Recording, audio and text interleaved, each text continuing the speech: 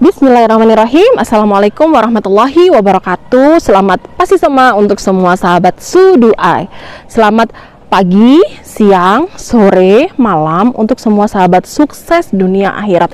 Kali ini nih saya akan bahas tentang fintech, financial technology, ya, atau kalau dalam bahasa Indonesia biasanya disebut techfin. Tinggal dibolak-balik aja, fintech, techfin, ya. Kalau techfin itu adalah teknologi finansial. Fintech itu apa sih? Fintech itu sekarang lagi banyak banget deh yang lagi diskusikan, yang lagi gosipin, yang lagi beritain, karena kan ada impact yang katanya negatif tuh ya. Ada pinjol misalnya, pinjaman online yang menjerat nasabahnya, si peminjamnya, dan ini rame banget ya beritanya di mana-mana gitu ya. Terus yang disalahin akhirnya fintechnya deh gitu kan, gitu. Padahal ya enggak juga, fintech itu ya sebenarnya bagus, oke gitu kan. Kalau misalnya ada pinjol yang enggak bertanggung jawab, itu kan yang salah ya yang penyedia platformnya gitu kan. Oke sahabat Suduai, agar tidak penasaran nih ya, karena sering banget nih ngomongin tentang fintech atau denger tentang fintech atau ngikutin webinar sana sini tentang fintech, maka saat ini saya berkewajiban ya untuk sekedar sharing dengan sahabat-sahabat Suduai terkait dengan financial teknologi. Siapa tahu nih ya sahabat Suduai nantinya nih ya bisa ikut serta aktif berpartisipasi di fintech, baik sebagai penyedia ataupun pengguna, tapi kita arahkan ke arah yang ke arah yang positif. Sehingga apa? Sehingga ini bisa memberikan impact pada pemberdayaan ya, kehidupan manusia lah ya gitu. Tapi bukan yang malah merusak tataran finansial per individunya gitu ya. Oke sahabat Suduai, kita langsung aja. Kenapa sih ada fintech gitu ya? Kenapa sih ada fintech? Karena yang pertama nih ya, banyak manusia itu yang orang-orang Indonesia ini kebanyakan HP-nya daripada orangnya gitu ya. Jadi kebanyakan orang-orang Indonesia itu satu orang punya HP banyak, punya HP 2, 3, 4 gitu ya.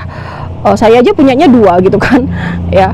Jadi ini adalah peluang untuk para penyedia platform berbasis financial technology untuk mengembangkan layanan keuangan ya kepada para penduduk ya di Indonesia ataupun di dunia gitu kan. Jadi yang kita pikirkan saat ini adalah yang dibutuhkan manusia itu apakah banknya atau layanan perbankan?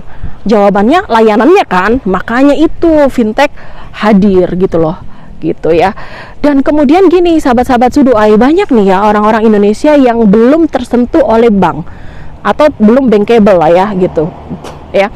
Dan di sini fintech dia punya ceruk baru gitu ya, orang-orang yang belum jadi nasabah di perbankan, kemudian dia dengan sangat mudah sekali mengakses fintech sehingga dia bisa bertransaksi ya secara online ya, bisa secara online ya, bisa terhubung juga dengan bank ataupun tidak terhubung dengan secara langsung dengan bank gitu ya. Kemudian prinsipnya fintech lagi adalah cashless. Jadi kalau sahabat-sahabat Suduai nih ya, kalau dulu kemana-mana dompetnya tebel, kalau anak-anak milenial sekarang kemana-mana kadang-kadang dompetnya nggak ada isinya gitu ya. Jadi kalau mau ngelihat dia kaya apa nggak kaya, sekarang bukan dilihat dari dompetnya tebel apa nggak tebel, tapi coba dilihat HP-nya itu ada nggak aplikasi-aplikasi ataupun layanan-layanan fintech yang memang saldonya lagi banyak banget gitu ya, dan yang lain sebagainya. Jadi itu adalah beberapa hal yang mendasari kenapa sih sekarang fintech itu merajalela ya. Jadi fintech itu juga layanan yang ada di keuangan dan juga tidak juga menyasar sektor keuangan. Jadi fintech itu luas sahabat Suduai, lebih luas daripada pinjaman online. Jadi kalau sahabat Suduai memahami ada pinjol, itu berarti masuknya ke fintech. Tapi fintech itu bukan hanya pinjol, karena fintech itu banyak yang dikategorikan sebagai fintech ya. Oke ya. Oke sahabat Suduai, kita masuk di fintech itu apa aja ya. Saya udah bikin nih ya catatannya di sini.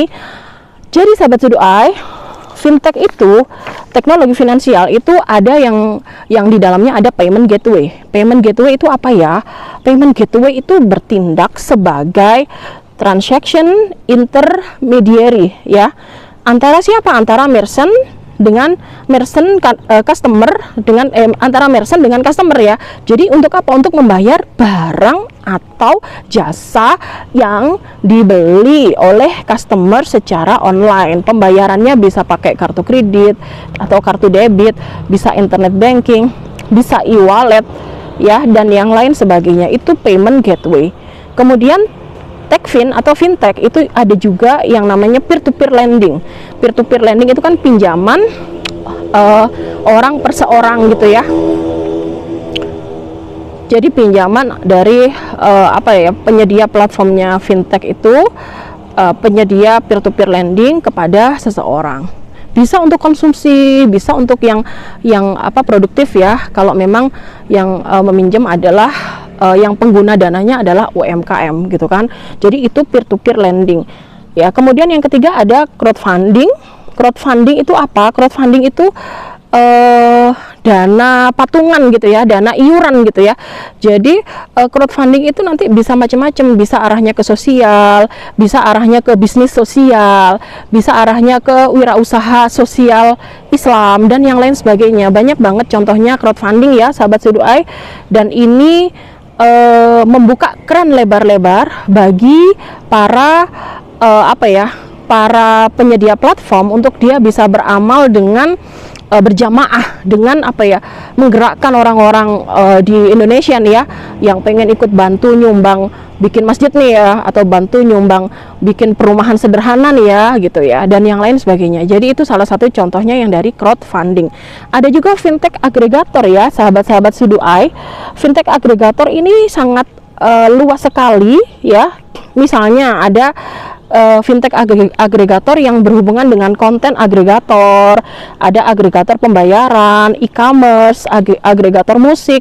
Misalnya nih sahabat Seduai, kalau konten agregator itu menggabungkan beberapa berita dari beberapa situs. Ya kan sekarang nih orang-orang nih pada males ya buka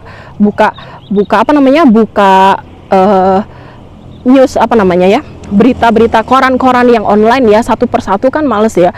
Adanya konten agregator, dia menggabungkan beberapa berita dari beberapa situs agar si pembaca itu gampang untuk cari berita. Contohnya apa? Google News, Yahoo News, dan yang lain sebagainya.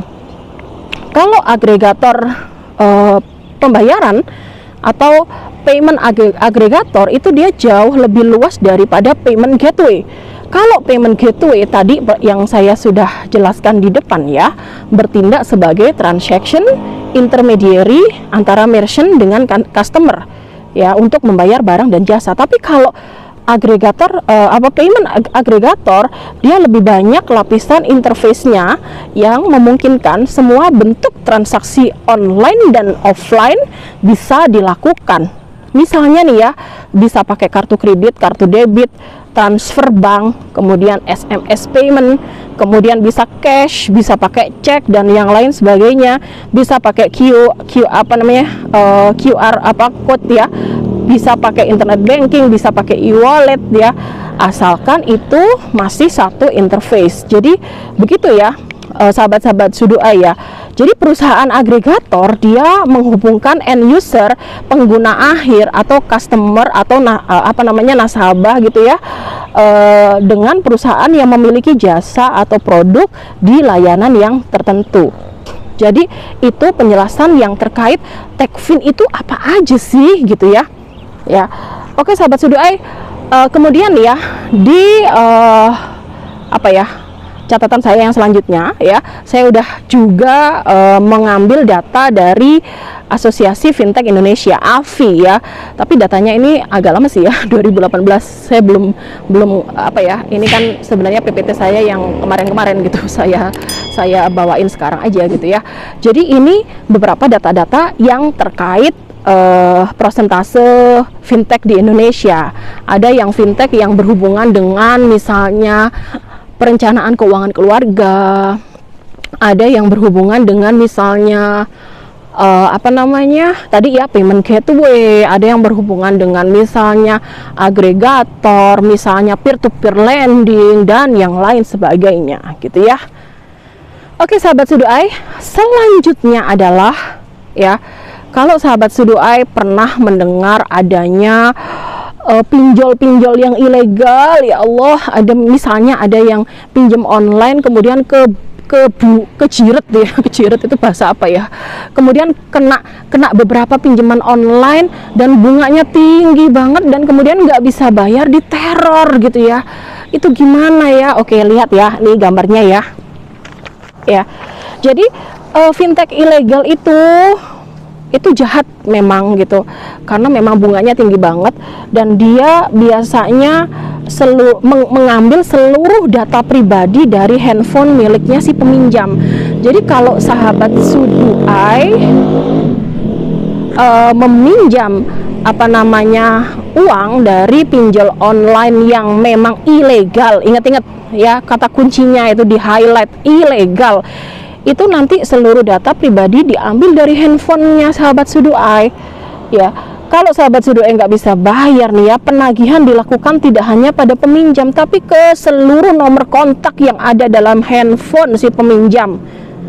Jadi hati-hati nih ya. Saya pernah ada kenalan gitu, saya dapat apa ya, dapat SMS gitu, tagihan gitu atas nama kenalan saya yang ada di kontak saya. Itu saya dalam hati, ya Allah kasihan banget sih orang ini dikejar-kejar hutang dan ditagih dengan dipermalukan, reputasinya dihancurkan. Itu aduh, makanya hati-hati ya, karena penagihan dilakukan dengan cara mencaci, memaki, mengancam, bahkan dalam bentuk pelecehan seksual, mohon maaf ya. Dan bunga pinjamannya nauzubillah ya, gede banget biasanya gitu ya. Oke sahabat Suduai, ini coba lihat, saya juga kasih apa namanya catatan beberapa pinjol online yang ilegal gitu ya, dan ini sudah dipublish oleh OJK, Otoritas Jasa Keuangan. Coba dicek di sini ya. Jadi yang dinyatakan ilegal tuh ada banyak banget. Kalau di OJK ada 144, bisa lebih loh sahabat Suduai. Dan ini nama-nama yang ada ini ya, yang memang sudah dinyatakan ilegal gitu. Dan saya ada lagi yang di file saya itu yang dipublish ya, bahwa ada 144 nama-nama fintech yang ilegal. Jadi sahabat Suduai hati-hati banget ya ketika mengajukan pinjaman online, pinjol. Ini reputasi dari platform yang menyediakan pinjaman tuh dicek dan recheck dengan baik. Jangan sampai nih ya sahabat Suduai, ini kan udah kepepet nih, pinjem itu kan gara-gara kepepet, udah kepepet, udah gitu pinjem di pinjol yang ilegal, yang nggak bertanggung jawab, akhirnya apa, udah jatuh ketimpa tangga ya. Jangan sampai seperti itu. Walaupun misalnya kita di posisi yang kepepet, ya kita semoga bisa menemukan jalan yang baik tanpa harus kita terperosok ke dalam apa ya, situasi yang justru itu membahayakan kita. Sebab kalau sudah reputasi kita yang dirusak itu susah sahabat-sahabat Suduai, untuk kita maju itu susah, untuk bergerak itu susah. Kalau orang sedunia udah ngerti bahwa kita itu jelek, walaupun itu tidak benar ya, tapi kan untuk memulihkan reputasi itu kan butuh waktu yang sangat lama. Dan para penyedia platform fintech itu nggak main-main, dia merusak reputasi si peminjam ya. Jadi hati-hati sekali gitu ya sahabat Suduai. Selanjutnya ya, kita masuk ke bahasan fintech syariah ya. Kalau fintech syariah itu apa sih ya? Fintech syariah ya layanan keuangan non-bank tentunya ya, bisa layanan keuangan, bisa non-keuangan yang basisnya adalah teknologi ya, dan ini syariah sesuai dengan aturan syariah. Kalau di Indonesia itu ada namanya Asosiasi Financial Technology Syariah, AFSI ya. Coba lihat nih di layar ya. Jadi AFSI itu Asosiasi Fintech Syariah Indonesia, itu berdiri tahun 2017 dan ini diinisiasi oleh Pusat Studi Fintech Syariah di Tazkiyah ya, Tazkiyah yang sekarang rektornya Madam calon profesor ya, Ibu Murniati Muhlisin ya. luar biasa beliau ya. Dan yang inisiasi bukan hanya Tazkiyah, tapi juga 8 startup fintech syariah yang ada di Jakarta. Dan ini sudah berkembang karena kan berdirinya Asosiasi Fintech Syariah Indonesia itu kan tahun 2017 dan sekarang kan udah 2021 ya, jadi berjalannya udah lumayan lama, udah 4 tahun yang lalu ya. Kemudian sahabat Suduai ya, dengan adanya fintech syariah ini kan udah ada payung ya. Kalau sudah ada asosiasi, sudah ada apa ya, kalau sudah berjamaah itu lebih kuat lah kalau menurut saya ya. Maka si AFSI ini ya, kalau nggak salah ketuanya Pak Ronald Yusuf Wijaya ya, kalau nggak salah ya, itu ya benar-benar dia mendorong ya perkembangan finansial teknologi syariah di Indonesia. Adapun proses ya, gimana sih caranya mendirikan fintech syariah, maka lihat ya di layar ini. Oke, proses menuju fintech syariah ya, prosesnya itu yang pertama harus terdaftar di OJK, dan daftarin fintech di OJK tuh berat banget loh sahabat-sahabat Suduai ya. Ini berdasarkan cerita-cerita pengalaman teman-teman yang mendirikan fintech syariah ya, karena saya ada beberapa kolega yang mendirikan fintech syariah gitu ya. Dan ini prosesnya sangat jadi berkas-berkas yang harus disediakan juga tebel gitu ya, banyak banget, permintaannya juga banyak banget gitu kan, prosesnya juga detail banget, apalagi kalau syariah itu lebih detail daripada konven. Jadi kalau kalau permohonan pendirian fintech syariah itu dia lebih rigid ya prosesnya daripada yang fintech konvensional gitu ya. Kemudian ada desk review dan presentasi dan rekomendasi pengawas Dewan Pengawas Syariah. Jadi payung hukum fintech syariah itu sahabat-sahabat Suduai itu ya sesuai dengan yang pertama itu Peraturan Otoritas Jasa Keuangan atau POJK 77 tahun 2016 tentang layanan pinjam meminjam uang berbasis teknologi informasi. Jadi ini masih umum sahabat Suduai. Aturannya POJK itu umum untuk fintech syariah dan juga non syariah, tapi yang syariah ditambahin lagi nih ya, ditambahin dengan fatwa DSN Dewan Syariah Nasional MUI Majelis Ulama Indonesia nomor 117 tahun 2018 tentang layanan pembiayaan berbasis teknologi informasi berdasarkan prinsip syariah. Prinsipnya ya sama aja sih kayak lembaga keuangan yang lain ya. Jadi prinsipnya tidak ada riba tapi bagi hasil, dengan prinsip baik, ada ijarah, pemindahan hak guna manfaat atas suatu barang atau jasa dalam waktu tertentu dengan pembayaran ujrah atau upah, bisa mudharabah, musyarakah, wakalah bil ujrah gitu ya. Jadi kalau mudharabah itu profit and loss sharing, tapi biasanya yang dipakai itu profit sharing ya, ada musyarakah, revenue sharing, ada wakalah bil ujrah gitu ya, perwakilan dengan ada ujrahnya, ada fee-nya gitu kan. Jadi itu ya sahabat Suduai terkait dengan bagaimana sih proses pengajuan fintech syariah. Dan juga sahabat Suduai kalau misalnya udah kepepet banget nih ya mau mau bertransaksi dengan financial technology ya sudah cari yang syariah.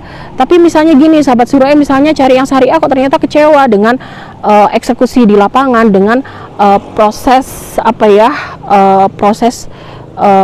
pengajuan dan penyaluran dananya dan yang lain sebagainya, itu ya jangan yang disalahkan kemudian syariahnya gitu kan, tapi yang salah adalah sistem di di platform tersebut ataupun eksekusinya gitu. Karena kalau sudah dasar-dasar syariah pastinya wajib mengandung kemaslahatan, wajib memberikan kebaikan ya antara pemilik penyedia platformnya dengan nasabahnya dan juga dengan pihak ketiga ya, penyedia dananya juga gitu ya sahabat Suduai ya. Oke, berikut ini nama-nama fintech syariah gitu ya. Coba cek di sini, cek di di catatan saya ini ya. Dan ini saya sadur dari www.idxchannel.com ya. Data saya ambilnya datanya 12 Agustus 2021 ya, masih hangat. Walaupun di yang apa ya, di sumber yang lain itu fintech syariah ada 12, ada yang udah berkembang ya, tapi di sini disebutkan ada 10. Misalnya ada Investri, ada Investri ya. Investri itu tidak hanya basisnya ada konvensional, tapi juga ada layanan yang berlandaskan syariah. Dan Investri Syariah itu menerima pembiayaan untuk membantu UMKM di tanah air lewat metode ada invoice financing, ada buyer financing, dan ada working capital term loan. Kemudian ada Amanah.id. Ini Amanah mengklaim ya sebagai fintech syariah pertama yang hadir di Indonesia yang terdaftar di OJK. Kalau Investri tadi kan ada yang konven, ada yang syariah. Kalau Amanah ini dia mengklaim pertama ya, yang syariah yang pertama yang di OJK. Jadi fokusnya itu melakukan kegiatan pendanaan kepada para pelaku UMKM, usaha kecil, mikro dan menengah. Dan dari situs Amanah, dana yang sudah disalurkan sebesar 390 miliar. Kemudian ada Etis, ya fintech ini menghadirkan alternatif pembiayaan dengan membentuk komunitas pemberi pembiayaan yang berpartisipasi secara kolektif memakai sistem syariah dalam kegiatan pembiayaan di bidang real estate dan infrastruktur. Dan Etis ini sudah mendapatkan penghargaan. Kalau nggak salah, saya pernah ngecek itu ada di Dubai gitu ya penghargaannya. Kemudian ada Capital Boost. Capital Boost terdaftar di OJK pada 2019. Fintech ini memulai dengan tujuan menghubungkan UMKM dengan pendana global yang mencari imbal hasil yang adil, transparan, dan sesuai dengan syariah. Kemudian ada Papitopi Syariah. Papitopi Syariah itu fintech syariah yang di Indonesia hadir dengan tujuan berperan aktif dalam memberikan solusi pembiayaan syariah. Dan dilihat dari situsnya Papitopi, itu total pendanaan yang sudah disalurkan tanggal 12 bulan 8 tahun 2021 sebanyak 34,460 miliar. Kemudian fintech syariah. Fintech syariah didirikan oleh PT Berkah Fintech Syariah, merupakan salah satu pionir dalam penyelenggaraan sistem elektronik yang menawarkan produk pembiayaan dan pendanaan berdasarkan prinsip syariah. Dan ini terdaftar di OJK sejak 2019. Kemudian ada juga fintech Kozwa. Jadi Kozwa merupakan perusahaan peer-to-peer lending berbasis syariah yang bertujuan untuk memudahkan usaha mikro mendapatkan akses permodalan yang bebas riba agar usahanya lebih berkembang. Tercatat di situsnya pada tanggal 12 bulan 8 2021 bahwa total pembiayaan yang disalurkan sebesar 11 miliar. Ada juga Alami Syariah, yaitu penyaluran pembiayaan PT Alami Fintech Syariah atau Alami. Jadi mengalami pertumbuhan ya sebesar 44% di kuartal 2 tahun 2021 jika dibandingkan dari kuartal 1 di 2021. Dan pada Mei di tahun ini PT Alami Fintech Syariah juga menyelesaikan proses akuisisi terhadap sebuah bank pembiayaan rakyat BPR Syariah yang berlokasi di Jakarta. Kemudian ada Dana Syariah. Berbeda dengan fintech syariah lainnya, Dana Syariah memiliki fokus untuk membantu para peminjam yang membutuhkan dana di sektor properti seperti pembelian lahan, pembangunan rumah, dan pembangunan sarana prasarana. Kemudian ada Duha Syariah. Ada dua jenis layanan yang disediakan oleh Duha Syariah, yaitu pembiayaan konsumtif barang atau jasa dan pembiayaan perjalanan religi. Sedangkan yang kedua yaitu perjalanan religi, misalnya pembiayaan perjalanan umroh dan wisata halal yang dijual di e-commerce atau marketplace yang bekerja sama dengan fintech ini. Begitu ya sahabat-sahabat Suduai. Jadi itu yang berhubungan dengan fintech syariah. Jadi intinya fintech syariah itu kalau spiritnya, semangatnya itu ya semangat kebaikan. Ya, jadi kalau ada yang menamakan syariah dan itu nggak baik, jangan disalahkan syariahnya, tapi harus dicek dan recheck lagi gitu ya. Kita harus kritis juga. Ini kenapa ada kekurangan misalnya, dan kita berikan satu support untuk memperbaiki kekurangan-kekurangan yang ada. Terakhir kali ini saya tutup dengan, coba dilihat di slide ini, bahwa financial technology di era disrupsi ya, di era disruptif ya, era 4.0 itu kan era disrupsi ya gitu. Itu eranya inovasi. Kata kuncinya adalah regulasi. Jadi kalau inovasi itu harus kita dorong, harus kita kembangkan, harus kita dukung, harus kita support dengan baik. Tapi kalau sudah ada penipuan dan risiko, maka harus kita tekan dan kita tiadakan. Maka dari itu sahabat-sahabat Siduai, kadang-kadang kan apa yang menjadi harapan itu kemudian muncul di ide-ide untuk produk dan layanan di jasa keuangan, kemudian misalnya ketika sudah disalurkan kepada pengguna, kepada end user, kepada nasabah, itu kadang-kadang kita melihat bahwa antara harapan dengan kenyataan kan berbeda ya. Makanya yang paling nampak itu sih risiko ya. Kalau penipuan kan jelas-jelas kalau syariah ya ndak mungkin ada motif penipuan gitu ya, apalagi sudah masuk screeningnya OJK dan sesuai dengan fatwa dari MUI gitu ya. Maka kalau syariah identik dengan tidak ada penipuan, itu wajib kan. Tapi kalau risiko itu memang harus benar-benar dikaji lagi agar fintech syariah itu benar-benar bisa memberikan impact yang positif kepada masyarakat, sehingga masyarakat percaya dengan fintech syariah, dan insya Allah ini bisa memberdayakan dan bisa menguatkan ekonomi Indonesia gitu ya. Sudah ya sahabat Siduai, sampai di sini aja. Ini udah mau maghrib, udah agak gelap-gelap gitu ya. Ini saya posisinya di Batu ya, dekatnya Malang, di daerah Oro-Oro Ombo, di dekatnya wisata-wisata ya, Batu Night spektakuler dan yang lain sebagainya. Ini lagi ada acara kebetulan dan saya lagi iseng aja ngambil video di sini. Semoga bermanfaat. Jangan lupa sesyubah, senyum, syukur, bahagia. Agar apa? Agar hidup kita happy, agar kita awet muda gitu ya. Awet muda, amin ya. Agar kita bisa selalu bersyukur kepada Allah Subhanahu wa taala. Terima kasih. Assalamualaikum warahmatullahi wabarakatuh.